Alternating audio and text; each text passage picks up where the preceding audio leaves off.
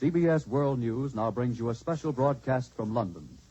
Columbia's correspondent Edward R. Murrow was on one of the RAF bombing planes that smashed at Berlin last night in one of the heaviest attacks of the war. 41 bombers were lost in the raid, and 3 out of the 5 correspondents who flew with the raiders failed to return.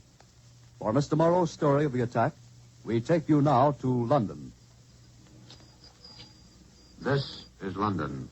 Last night, some of the young gentlemen of the RAF took me to Berlin. The pilot was called Jock.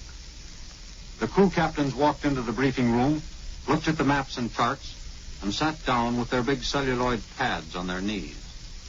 The atmosphere was that of a school and a church. The weatherman gave us the weather.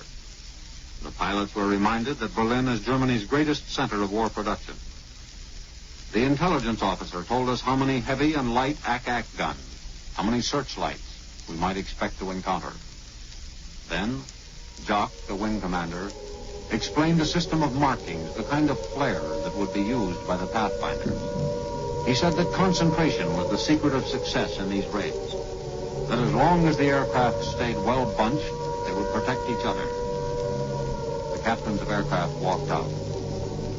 I noticed that the big Canadian with the slow, easy grin had printed Berlin at the top of his pad and then embellished it with a scroll. The red-headed English boy with the 2-week-old mustache was the last to leave the room. Late in the afternoon, we went to the locker room to draw parachutes, Mae Wests, and all the rest. As we dressed, a couple of the Australians were whistling. Walking out to the bus that was to take us to the aircraft, I heard the station loudspeakers announcing that evening all personnel would be able to see a film, Star-Spangled Rhythm, free. We went out and stood around a big black 4-motored Lancaster, D for dog. A small station wagon delivered a thermos bottle of coffee, chewing gum, an orange, and a bit of chocolate for each man. Up in that part of England, the air hums and throbs with the sound of aircraft motors all day. But for half an hour before takeoff, the skies are dead, silent, and expectant.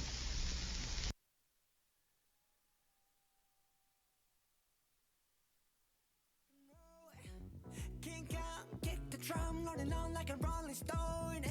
Sing song when I'm walking home, jump up to the top of the brown.